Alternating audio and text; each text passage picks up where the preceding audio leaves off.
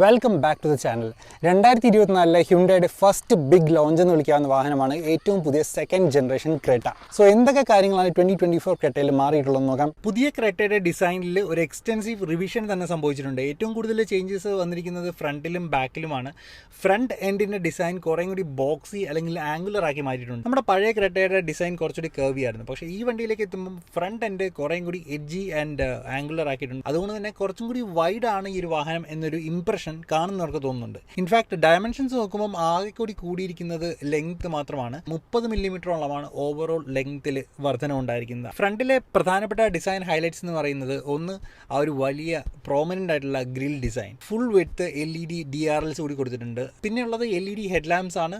Rugged ആയിട്ട് തോന്നിക്കുന്ന front ബമ്പറും അതുപോലെ സ്കിഡ് പ്ലേറ്റ്സും കൂടി വരുന്നുണ്ട്. ഇത്രയാകുമ്പോഴേക്കും പുതിയ ക്രെറ്റയുടെ ഫ്രണ്ട് ഡിസൈൻ ശരിക്കും കുറച്ചും കൂടി ഒരു ഗുഡ് ലുക്കിംഗ് ആയിട്ട് തോന്നുന്നുണ്ട് compared to the previous car. റെയറിലേക്ക് വരുമ്പോൾ കുറച്ചും കൂടി ഒതുക്കം തോന്നുന്ന രീതിയിലേക്ക് ഡിസൈൻ മാറുന്നുണ്ട്. കണക്റ്റഡ് LED ടെയിൽ ലാമ്പ്സ് ആണ്. റെയർ ബമ്പറിലായിട്ടാണ് റിവേഴ്സിംഗ് ലാമ്പ് ഇപ്പോൾ വരുന്നത്. ഫ്രണ്ടിലും ബാക്കിലും റീസെൻ്റ്ലി നമ്മൾ കണ്ടതുപോലുള്ള 2D ഹ്യുണ്ടായ് ലോഗോസ് ആണ് വരുന്നത്. ഇനി സൈഡ് ഡിസൈൻ നോക്കുകയാണെങ്കിൽ പഴയ ക്രെറ്റയിൽ നിന്നും കാര്യമായിട്ടുള്ള മാറ്റങ്ങൾ കണ്ടെത്താൻ സാധിക്കില്ല എന്നുള്ളതാണ്. ഏതാണ്ട് അതേ റൂഫ് ലൈനും സി പില്ലർ ഡിസൈനും ഓവറോൾ സിലുവേറ്റും ഒക്കെയാണ് പുതിയ വാഹനത്തിലും കീപ്പപ്പ് ചെയ്തിരിക്കുന്നത്. മറ്റൊരു കാര്യം പറയാവുന്നത് ഈ വാഹനത്തിൻ്റെ ടയർ സൈസ് ഇപ്പോഴും 17 ഇഞ്ചസ് തന്നെയാണെന്നുള്ളതാണ്. 18 ഇഞ്ചസിലേക്ക് പോയിട്ടില്ല ഫേസ് ലിഫ്റ്റിലും. ഇത് ഒരു കണക്കിന് ഗുണമാണ്. കാരണം 17 ഇഞ്ചസ് എന്ന് പറയുമ്പോൾ കുറച്ചും കൂടി ബെറ്റർ റൈഡ് ക്വാളിറ്റിയാണ് കമ്പയർഡ് ടു 18 ഇഞ്ച് വീൽസ് കിട്ടുന്നത്. 215/60 അപ്പോളോ ടയർസ് ആണ് വരുന്നത്. അലോ വീൽസിന്റെ ഡിസൈനിൽ ചെറിയ മാറ്റങ്ങൾ കണ്ടെത്താനാവും. ഫേസ് ലിഫ്റ്റിലേക്ക് വരുമ്പോൾ ക്രെറ്റയുടെ ക്യാബിൻ എക്സ്പീരിയൻസ് ഇംപ്രൂവ് ചെയ്തിട്ടുണ്ട്. ഈ വാഹനത്തിന് ഇന്റീരിയറിൽ ഫോളോ ചെയ്തിരിക്കുന്ന കളർ തീം എന്ന് പറയുന്നത് ഒരു ഗ്രേയും ബ്ലാക്കുമാണ്. ഒരുപക്ഷെ ഒരു ബെയ്ജോ ടാനോ ഒക്കെ ആയിരുന്നെങ്കിൽ കുറച്ചും കൂടി പ്രീമിയം ആൻഡ് പ്ലഷ് ആയിട്ട് തോന്നിയേനെ. ബട്ട് ഓവറോൾ ഒരു ഗുഡ് ലുക്കിംഗ് ക്യാബിൻ ലേഔട്ടും ഡിസൈനും ഒക്കെയാണ്. നമുക്ക് എടുത്തു പറയാവുന്ന കാര്യം ഈ ഒരു മാസീവ് ഡിജിറ്റൽ സ്ക്രീൻ ക്ലസ്റ്റർ ആണ്. 2 സ്ക്രീനുകൾ ഒരുമിച്ച് മൗണ്ട് ചെയ്ത് ഒരു മാസീവ് സ്ക്രീൻ ആയിട്ട് തോന്നിക്കുന്ന രീതിയിൽ ലേഔട്ട് ചെയ്തിരിക്കുകയാണ്. ഇതിലൊന്ന് ഇൻഫർടൈൻമെന്റിന്റെ ടച്ച് സ്ക്രീൻ ആണ്, മറ്റേതൊരു ഓൾ ഡിജിറ്റൽ ഇൻസ്ട്രുമെന്റ് ക്ലസ്റ്റർ ആണ്. 2 സ്ക്രീനുകളുടെയും സൈസ് വരുന്നത് 10.25 ഇഞ്ചസ് ആണ്. ടച്ച് സ്ക്രീനിലേക്ക് വരുമ്പോൾ വളരെ ഫെമിലിയർ ആയിട്ട് നിൽക്കുന്ന ഡിസൈനും ലേഔട്ടും ഒക്കെയാണ്. ഒരു സിഗ്നേച്ചർ ഹ്യുണ്ടായ് സ്ക്രീൻ എന്ന് വിളിക്കാവുന്ന സ്ക്രീനാണ്. പക്ഷേ ഇതിൽ പറയാവുന്ന കാര്യം ഇപ്പോഴും ഈ ഒരു വാഹനത്തിന് വയർലെസ് ആയിട്ടുള്ള ആപ്പിൾ കാർപ്ലേ ആൻഡ്രോയിഡ് ഓട്ടോ കിട്ടിയിട്ടില്ല എന്നുള്ളതാണ്. അതുപോലെ തന്നെ ഈ ഒരു ഇൻഫർടൈൻമെന്റിന്റെ USB പോർട്ട് വരുന്നത് C പോർട്ടുകളല്ല, സാധാരണ USB പോർട്ടുകളാണ്. ബേസിക്കലി മുൻപത്തെ വാഹനത്തിലെ അതേ ആർക്കിടെക്ചർ തന്നെയാണ് ഈ ഒരു പുതിയ ക്രെറ്റയുടെയും ഇൻഫർടൈൻമെന്റ് യൂണിറ്റിൽ ഉപയോഗിച്ചിരിക്കുന്നത്. ഈ ഒരു വണ്ടിയിലും USB-C പോർട്ട് കൊടുത്തിട്ടുണ്ട്, പക്ഷേ അത് ചാർജിങ്ങിന് മാത്രമാണ്. മുൻപത്തെ ക്രെറ്റയിൽ ഉണ്ടായിരുന്ന പോലെ തന്നെ അടിപൊളി സൗണ്ട് ക്വാളിറ്റി വരുന്ന ബോസിന്റെ പ്രീമിയം ഓഡിയോ സിസ്റ്റം പുതിയ വാഹനത്തിലും റീറ്റെയിൻ ചെയ്തിട്ടുണ്ട്. ഇൻഫർടൈൻമെന്റ് യൂണിറ്റിൽ ഫിസിക്കൽ ബട്ടണുകൾ ഒഴിവാക്കപ്പെട്ടിട്ടില്ല. അത്യാവശ്യം വേണ്ട എല്ലാ ഓഡിയോ കൺട്രോളുകളും ഫിസിക്കൽ ബട്ടണുകളായിട്ട് തന്നെ അവൈലബിൾ ആണ്. സ്വിച്ചുകളുടെ ക്വാളിറ്റി ഒരു അല്പം കൂടി മെച്ചപ്പെടുത്താമായിരുന്നു എന്ന് തോന്നുന്നു. ഇനി നമുക്ക് രണ്ടാമത്തെ സ്ക്രീനിലേക്ക് വരാം. അതായത് 10.25 ഇഞ്ചിന്റെ ഡിജിറ്റൽ ഇൻസ്ട്രുമെന്റേഷൻ ക്ലസ്റ്റർ. നമ്മൾ ആൽക്കസാറിലും മറ്റും കണ്ട പോലുള്ള ലേഔട്ടും ഡിസൈനുമാണ് ഈ ഒരു യൂണിറ്റിന് വരുന്നത്. നല്ല ഡിസ്പ്ലേ ക്വാളിറ്റി തരുന്ന ഒരു സ്ക്രീൻ കൂടിയാണ്. ഫേസ് ലിഫ്റ്റഡ് ക്രെറ്റയിൽ ഒരു ലെവൽ 2 ADAS കൂടി ഹ്യുണ്ടായ് ഉൾപ്പെടുത്തിയിട്ടുണ്ട്. സോ ഇതിന്റെ ഡിസ്പ്ലേയും കാര്യങ്ങളും കൂടി ഈ ഒരു സ്ക്രീനിലേക്ക് ഇന്റഗ്രേറ്റ് ചെയ്യപ്പെട്ടിട്ടുണ്ട്. ബ്ലൈൻഡ് സ്പോട്ട് മോണിറ്റേഴ്സിന്റെ ഡിസ്പ്ലേ ആയിട്ട് കൂടി ഈ ഒരു സ്ക്രീൻ പ്രവർത്തിക്കുന്നുണ്ട്. ഹ്യുണ്ടായ് കാർസ് പൊതുവെ വരാറുള്ളത് ഫീച്ചർ പാക്ഡ് ആയിട്ടാണ്. ആൻഡ് പുതിയ ക്രെറ്റ ഫേസ് ലിഫ്റ്റ് ഒട്ടും ഡിഫറൻ്റ് അല്ല. ഈ വാഹനത്തിലും ഇഷ്ടം പോലെ ഫീച്ചേഴ്സ് ഹ്യുണ്ടായ് കൊടുത്തിട്ടുണ്ട്.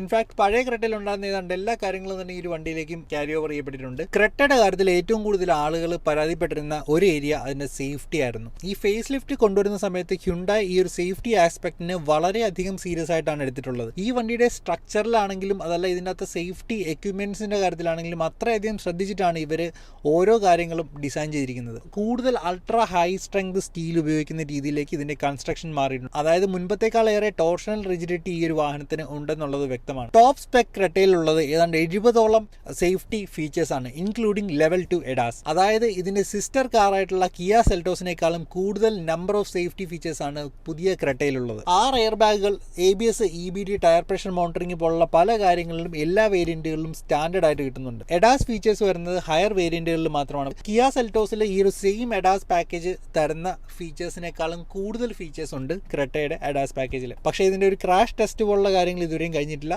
ഫേസ് ലിഫ്റ്റിലേക്ക് എത്തുമ്പോൾ ക്രെറ്റയുടെ പവർ ട്രെയിൻസിലും ചെറിയ രീതിയിലുള്ള മാറ്റങ്ങൾ സംഭവിച്ചിട്ടുണ്ട്. ഇപ്പോഴും പെട്രോളും ഡീസലും എഞ്ചിൻ ഓപ്ഷൻസ് ഉണ്ട്. നാച്ചുറലി ആസ്പിറേറ്റഡ് പെട്രോളും ഉണ്ട്, ടർബോ ചാർജർ പെട്രോളും ഉണ്ട്, അതുപോലെ തന്നെ ഡീസലും ഉണ്ട്. ഇതിൽ മാറ്റം സംഭവിച്ചിരിക്കുന്നത് ടർബോ പെട്രോൾ എഞ്ചിന് മാത്രമാണ്. റീസെന്റ് വേർണ അടക്കമുള്ള വാഹനങ്ങളിൽ വന്ന 1.5 ടർബോ പെട്രോൾ എഞ്ചിൻ ഫൈനലി ക്രെറ്റയിലേക്ക് കൂടി എത്തുകയാണ്. ഇപ്പോൾ നമ്മൾ ഓടിക്കുന്ന ഈ വാഹനത്തിനുള്ളത് നാച്ചുറലി ആസ്പിറേറ്റഡ് പെട്രോൾ എഞ്ചിനും മാനുവൽ ഗിയർ ബോക്സുമാണ്. 1.5 litre naturally aspirated petrol engine. Why is it important? ക്രെറ്റയുടെ സെയിൽസ് എടുത്ത് നോക്കുമ്പോൾ 50%ഓളം ആൾക്കാർ പ്രിഫർ ചെയ്യുന്നത് ഡീസലാണ്. ബാക്കിയിൽ അതായത് പെട്രോൾ എഞ്ചിൻ പ്രിഫർ ചെയ്യുന്ന ആൾക്കാർക്കിടയിൽ ഏറ്റവും കൂടുതൽ സെയിൽസ് ഉള്ളത് 1.5 നാച്ചുറലി ആസ്പിറേറ്റഡ് പെട്രോൾ എഞ്ചിനാണ്. ഔട്ട്പുട്ട് വരുന്നത് 115 HP ആണ്. ടോർക്ക് 144 Nm ആണ്. ഇതിന്റെ കൂടെ ഒരു 6 speed manual gearbox available ആയിട്ടുണ്ട്. അത് തന്നെയാണ് നമ്മളിപ്പോൾ ഓടിക്കുന്നത്. നല്ല റിലാക്സ്ഡ് ആയിട്ടുള്ള ഒരു സ്വഭാവമാണ് ഈ എഞ്ചിനുള്ളത്. അതുകൊണ്ട് തന്നെ ഈസി ആയിട്ട് ഓടിച്ച് നടക്കാൻ പറ്റിയ ഒരു എഞ്ചിൻ കൂടിയാണ് ഈ ഒരു 1.5 നാച്ചുറലി ആസ്പിറേറ്റഡ് പെട്രോൾ. നല്ല റിഫൈൻമെന്റ് ലെവൽസ് ആണ്. ശരിക്കും ഭയങ്കര സൈലന്റും വൈബ്രേഷൻ ഫ്രീ എന്ന് പറയാവുന്ന ഒരു എഞ്ചിൻ കൂടിയാണ്. മാനുവലാണ് എടുക്കാൻ ഉദ്ദേശിക്കുന്നതെങ്കിൽ ഇതൊരു അത്യാവശ്യം നല്ല സ്ലിക്കായിട്ട് തോന്നിക്കുന്ന ഗിയർ ബോക്സ് ആണ്. നല്ല ഷിഫ്റ്റുകളാണ്. സിറ്റിയിലൊക്കെയാണ് ഓടിക്കുന്നതെങ്കിൽ ക്ലച്ച് ചിലപ്പോൾ നമ്മുടെ കാലിന് കുറച്ച് സ്ട്രെയിൻ തന്നേക്കാം. Other than that overall driving experience ഭയങ്കര കംഫർട്ടബിൾ ആണ്. ഈ ഒരു വണ്ടിയിൽ കംഫർട്ടിന് നല്ല രീതിയിലുള്ള ഇമ്പോർട്ടൻസ് കൊടുത്തിട്ടുണ്ട്. ഇൻഫാക്ട് റൈഡ് നോക്കുകയാണെങ്കിലും നല്ല റൈഡ് ക്വാളിറ്റിയാണ് കിട്ടുന്നത്. പുതിയ വാഹനത്തിലേക്ക് എത്തുമ്പോൾ മുൻപുണ്ടായിരുന്ന പോലുള്ളൊരു ഒരു ഫ്ലോട്ടിംഗ് ഇഫക്റ്റ് ഈ ഒരു സസ്പെൻഷൻ്റെ ഭാഗത്ത് നിന്ന് അത്രയ്ക്കും കിട്ടുന്നില്ല. എനിക്ക് തോന്നുന്നു ആ ഒരു ഷെല്ലിൻ്റെ റിജിഡിറ്റി കൂടിയതുകൊണ്ടായിരിക്കാം കുറേ കൂടി ഒരു ബാലൻസ്ഡ് ആയിട്ട് തോന്നുന്നുണ്ട് പുതിയ ക്രെറ്റയുടെ റൈഡ് ക്വാളിറ്റിയും ഡ്രൈവിംഗ് ഡൈനാമിക്സും ഒക്കെ. ഈ ഹാൻഡ്ലിംഗ് നോക്കുകയാണെങ്കിൽ ഒരുപാട് ഭീകര ഷാർപ്പായിട്ടുള്ള ഹാൻഡ്ലിംഗ് ആണെന്നും പറയാനില്ല. പക്ഷേ അത്യാവശ്യം നല്ല കംഫർട്ടബിൾ ആയിട്ട് ഓടിച്ചു നടക്കാവുന്ന എന്നാൽ അത്യാവശ്യം മാനേഴ്സ് ഉള്ള SUV ആയിട്ടാണ് ഈ ഒരു വണ്ടി ഫീൽ ചെയ്യുന്നത്. ഓവറോൾ ഒരു ഫാമിലി കാർ എന്നുള്ള രീതിയിൽ you can definitely go for this. പുതിയ ക്രെറ്റയുടെ പ്രൈസിംഗ് വരുന്നത് 10.99 to 19.99 ലാക്കാണ്. സെൽറ്റോസിന്റെ ടോപ്പ് വേരിയന്റിന്റെ എക്സ്ഷോറൂം പ്രൈസിന് തൊട്ട് താഴെയായിട്ടാണ് ഈ ഒരു വണ്ടിയുടെ ടോപ്പ് വേരിയന്റ് പ്രൈസ് ചെയ്തിരിക്കുന്നത്. പക്ഷേ 20 രൂപയ്ക്കടുത്ത് എക്സ്ഷോറൂം പ്രൈസുള്ള സെൽറ്റോസിന്റെ എക്സ് ലൈൻ വേരിയന്റിലുള്ള പല ഫീച്ചേഴ്സും ഈ ഒരു വാഹനത്തിലേക്ക് കൊണ്ടുവന്നിട്ടില്ല. അതിന്റെ റീസൺ ക്രെറ്റയുടെ ഒരു എൻ ലൈൻ വേർഷൻ ഉടൻ തന്നെ ഹ്യുണ്ടായി ലോഞ്ച് ചെയ്യുന്നുള്ളതാണ്. സോ ഇതൊക്കെയായിരുന്നു 2024 ഹ്യുണ്ടായി ക്രെറ്റ ഫേസ് ലിഫ്റ്റിന്റെ വിശേഷങ്ങൾ. വീഡിയോ ഇഷ്ടമായിട്ടുണ്ടെങ്കിൽ ലൈക്ക് ചെയ്യുക, ഷെയർ ചെയ്യുക, അതുപോലെ തന്നെ ചാനൽ സബ്സ്ക്രൈബ് ചെയ്യുക. മറ്റൊരു വീഡിയോയിൽ കാണുന്നവരെ ബൈ.